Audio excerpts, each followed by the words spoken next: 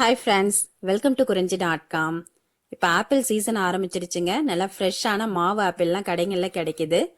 அந்த மாதிரி உள்ள ஆப்பிளில் நம்ம நிறைய டிஷ் ட்ரை பண்ணலாம். இன்னைக்கு நம்ம அதில் ஆப்பிள் ஹல்வா எப்படி செய்யறதுன்னு பார்க்கலாங்க. நீங்கள் நார்மலாக நிறைய ஹல்வா டேஸ்ட் பண்ணியிருப்பீங்க. ஆனால் இந்த மாதிரி ஆப்பிள் மட்டும் வச்சு இந்த ஹல்வா ட்ரை பண்ணி பாருங்கள். ரொம்ப நல்லாயிருக்கும் டேஸ்ட்டு.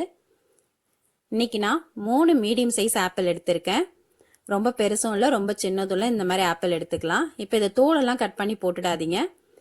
இந்த ஹல்வா செய்யறதுக்கு ஒரு 10 நிமிஷம் முன்னாடி 1 ஸ்பூன் கல்லுப்பு சேர்த்து அந்த தண்ணியில் இந்த ஆப்பிள்லாம் ஒரு 10 நிமிஷம் போட்டு வச்சுட்டு நல்லா தேய்ச்சி கழுவிட்டு அதுக்கப்புறம் நார்மலான தண்ணியில் கழுவி எடுத்துக்குங்க.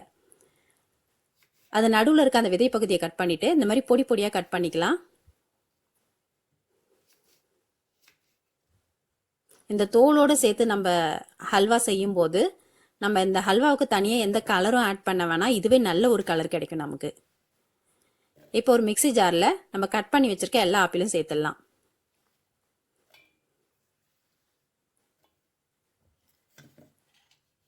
இது ரொம்ப தண்ணி ஊற்றி அரைக்கணும்னு அவசியம் இல்லை. முதல்ல வெறுமனே ஒரு 2 சுற்று சுற்றிக்குங்க. அதுக்கப்புறம் ஒரு 1/4 டம்ளர் அந்த அளவுக்கு தண்ணி சேர்த்து நல்லா மழன்னு அரைச்சி எடுத்துக்குங்க. நீங்கள் அதிகமாக தண்ணி ஊற்றி அரைச்சிட்டிங்கன்னா நமக்கு அல்வா கிளறவும் ரொம்ப டைம் எடுக்கும். இது மேலெல்லாம் தெரிச்சு விட்டுடும். அதனால் நீங்கள் ஒரு 1/4 டம்ளர் தண்ணி விட்டு அரைச்சி எடுத்தால் போதும். பாருங்கள், நல்ல ஒரு கலர் கிடைச்சிருக்கு நமக்கு. இந்த மாதிரி மழன்னு அரைச்சி எடுத்துக்கலாம். இப்போ நம்ம ஹல்வா கிளறதுக்கு முன்னாடி நம்ம அரைச்ச ஆப்பிள் விழுத ஏதாவது ஒரு கப்பு, உங்கள் வீட்டில் இருக்கிற நார்மலான ஒரு கப்பில் அளந்து எடுத்துக்கோங்க. அப்போ தான் நம்ம அதுக்கேற்ற மாதிரி சர்க்கரை ஆட் பண்ண முடியும். இப்போ நான் 1 கப் அளவுக்கு அளந்து எடுத்திருக்கேன்.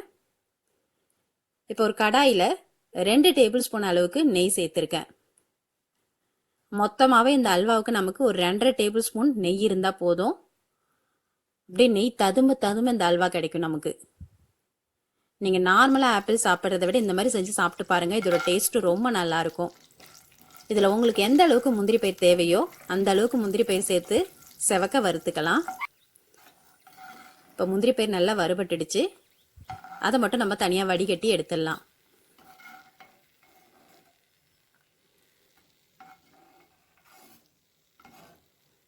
இப்போ அதே நெய் கூட நான் ஒரு 1/2 டேபிள் ஸ்பூன் நெய் சேர்த்துக்க போகிறேன். இப்போ இதுக்கப்புறம் நம்ம தனியாக எந்த நெய்யும் ஆட் பண்ண வேணாங்க, இதுவே போதும்.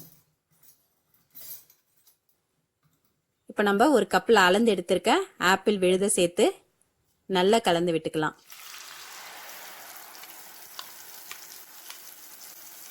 நம்ம தோலோடு செய்யறதுனால திப்பி திப்பியாக இருக்கும்னு நினைக்காதீங்க. நல்லா மழன்னு அரைச்சி எடுத்துட்டோம்னா ஒன்றுமே தெரியாது. இந்த ஆப்பிள் ஹல்வாவை நம்ம திருவிட்டும் செய்யலாம். ஆனால் அதை விட இந்த மாதிரி அரைச்சி செய்யும்போது இதோட டேஸ்ட்டும் ரொம்ப நல்லாயிருக்கும். நமக்கு அந்த கரெக்டான பதமும் கிடைக்கும். ஹல்வாவோட அந்த ஸ்ட்ரக்சரும் கிடைக்கும் நமக்கு.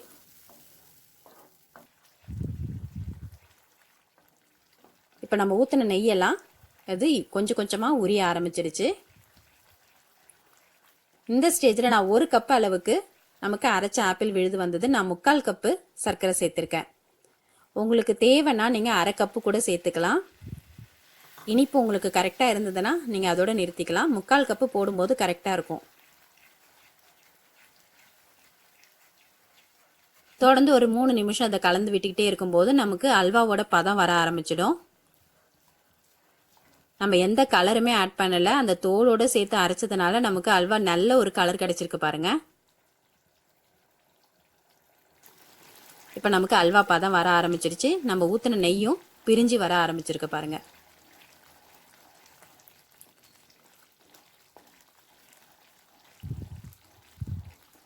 இது இன்னும் கொஞ்சம் நாழி இருக்கணும். இந்த ஸ்டேஜில் நம்ம வறுத்து வச்சிருக்க முந்திரி பயிரெல்லாம் சேர்த்துடலாம்.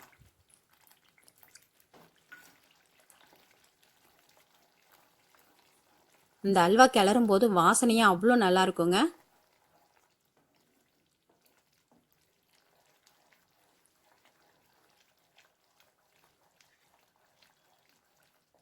இப்போ இது மேலெல்லாம் தெரிக்காமல் இருக்கிறதுக்கு ஒரு தட்டு போட்டு மூடி தீயை ஃபுல்லாக சிம்மில் வச்சுட்டு ஒரு நிமிஷம் விட்டு விட்டு நம்ம கலந்துக்கிட்டு இருந்தாலே எங்கே பார்த்தாலும் தெரிக்காது. அது உள்ளுக்குள்ளேயே நல்லா வெந்துடும். இப்போ இதில் 1 சிட்டிகை ஏலக்காய் தூள், 1 சிட்டிகை பட்டைத்தூள் சேர்த்துருக்கேன். இந்த ஆப்பிள் ஹல்வாவுக்கு அந்த பட்டைத்தூள் சேர்க்கும் போது அதோட டேஸ்ட் ரொம்ப நல்லாயிருக்கும். இப்போ நம்ம ஊற்றின அந்த 2 டேபிள் ஸ்பூன் நெய்யும் நல்லா வெளியே வர ஆரம்பிச்சிடுச்சு. இந்த ஸ்டேஜில் நம்ம அடுப்பை ஆஃப் பண்ணிட்டோம்னா இது இன்னும் கொஞ்ச நாள் நமக்கு நல்லா திக்காயிடும்.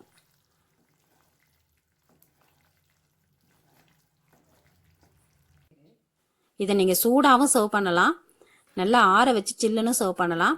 இது 1 வாரம் வரைக்கும் கூட நீங்கள் ஸ்டோர் பண்ணி வைக்கலாங்க, கெட்டு போகாது, ரொம்ப நல்லாயிருக்கும். ரொம்ப எளிமையான இந்த ஆப்பிள் ஹல்வாவை நீங்களும் உங்கள் வீட்டில் ட்ரை பண்ணி பாருங்கள். இந்த ரெசிபி உங்களுக்கு பிடிச்சிருந்தா லைக் பண்ணுங்கள், ஷேர் பண்ணுங்கள், சப்ஸ்கிரைப் பண்ணுங்கள். உங்கள் ஃப்ரெண்ட்ஸ் அண்ட் ரிலேட்டிவ்ஸோட இந்த வீடியோவை ஷேர் பண்ணிக்கோங்க. நன்றி, வணக்கம்.